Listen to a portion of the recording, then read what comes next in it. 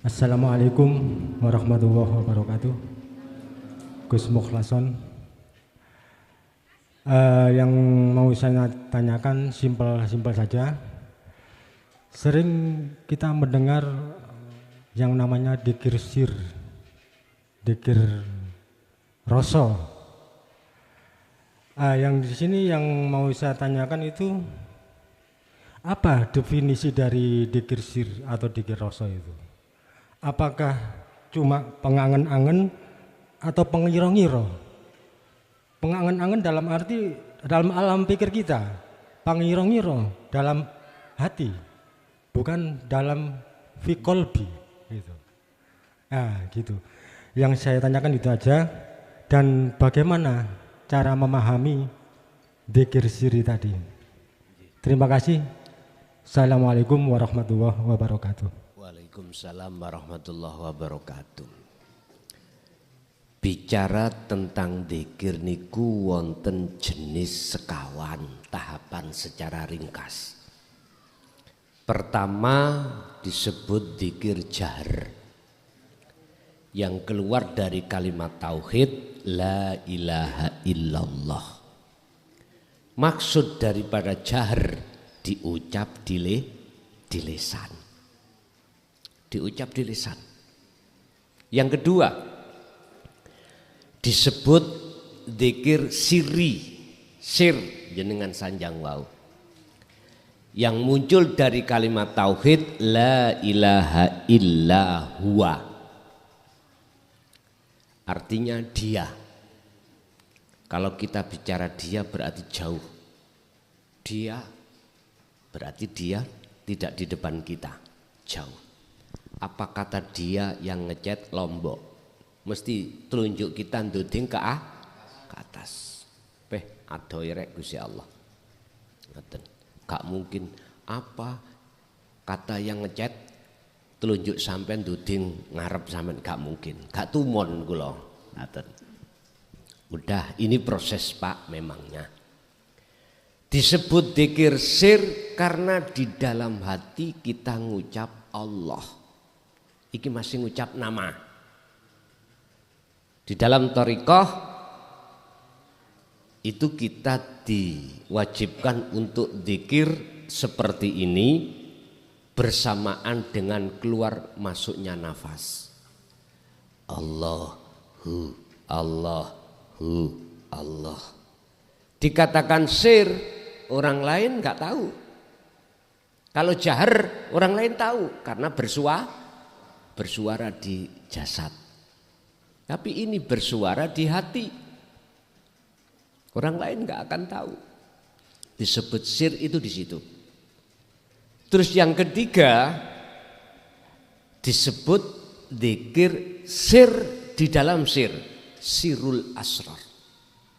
Rahasia di dalam rahasia. Lah ini definisi daripada dzikir sir, sirul asrar ini adalah bila suwarin wa ismin wa kalamin atau walafdin, tanpa bersuara, tanpa nama, tanpa kalam. Maksudnya apa? Di dalam rahasia itu ada rahasia lagi. Di dalam ruh hati itu ada rasa atau iman. Di dalam iman, rasa itu ada cahaya yang dimaksud nur makrifat. Di dalam nur makrifat cahaya itu ada wujudnya yang kita sebut ilahun wahid. Yang laisa kamislihi syai'un.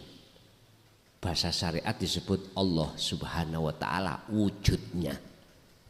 Lah, untuk mencapai ke arah situ maka harus jenengan masuk di dalam dzikir yang nomor 3 tadi.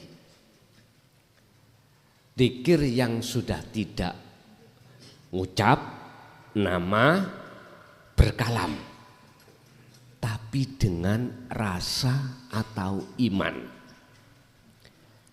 Yang dimaksud rasa atau iman itu Apakah pengangan-angan yang ada di pikiran? Bukan. Bukan. Ini pikiran, akal, sukma ini harus pisah dulu.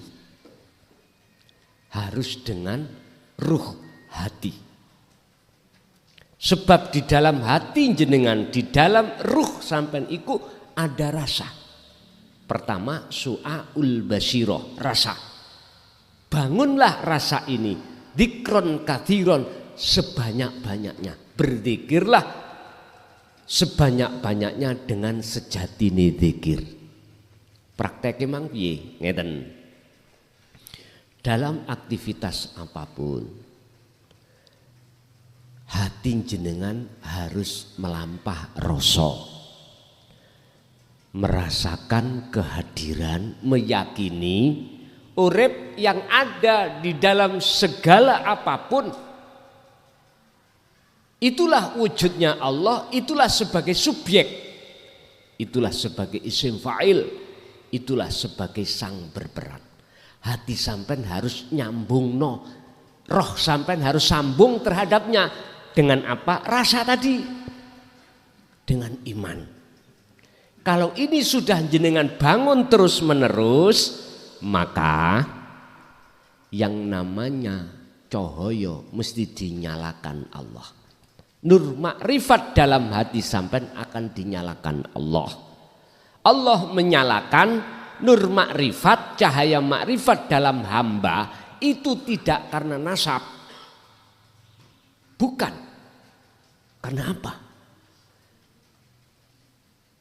Hanya hamba yang digendaki karena amanu wat takau. Karena jenengan disebut muttaqin. Disebut muttaqin ilmu, amal, istiqomah. Itu tadi. Jenengan terus membangun rasa. Dzikir terus menerus.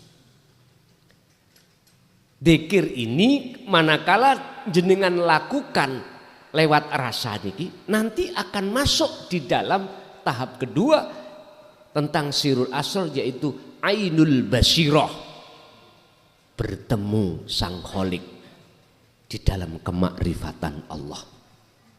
Lah, siapa yang terus mewiridkan dari dzikir tersebut, maka Allah akan mendatangkan warid.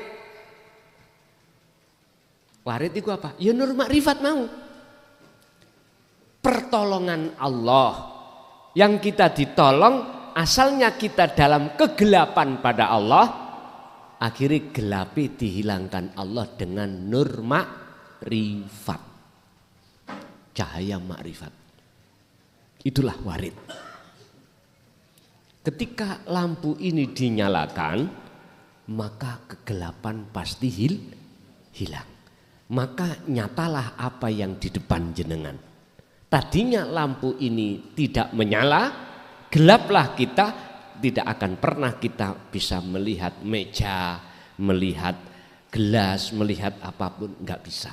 Walaupun jenengan melek, mencicil, tapi kalau posisi gelap gulita, enggak akan pernah terlihat apa yang nyata.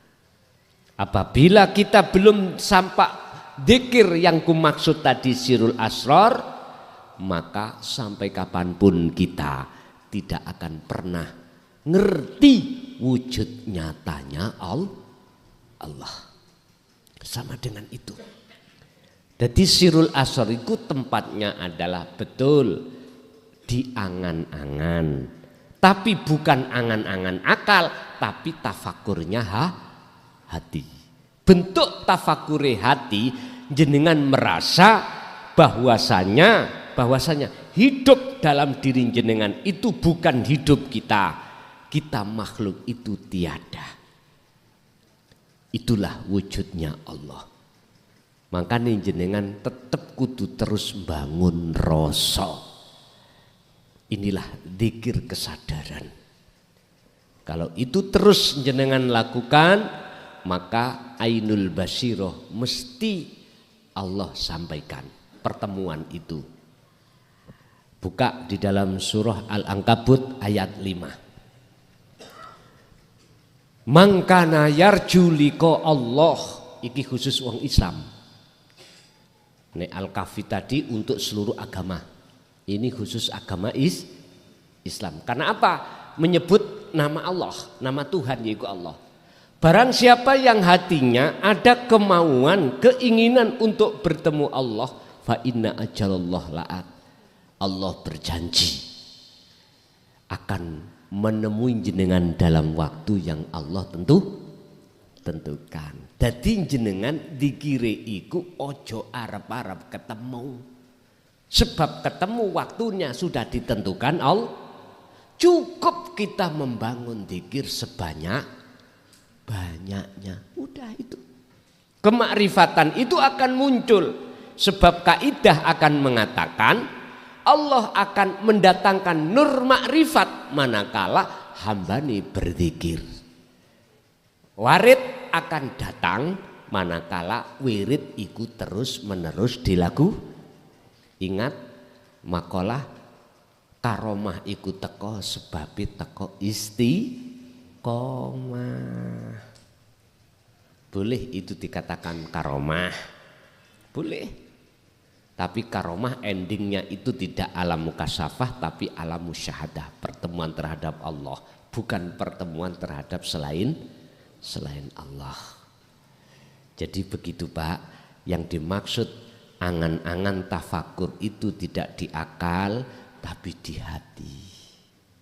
Di hati otomatis jenengan harus lepaskan angan-angan pikiran ini. Caranya melepas pun dibuka dalam surat Ali Imran 191. Alladzina yadhkurunallaha qiyaman wa qu'udan wa 'ala junubihim. Para kekasih Allah itu baik ketika berdiri, duduk atau berbaring, hatinya senantiasa berzikir. Yang dimaksud zikir di dalam ayat itu adalah sambungi roh menyang urip kelawan rasa. Sambungi hati terhadap ilahun wahid dengan imanul haq yang disebut ihsan. Mekaten.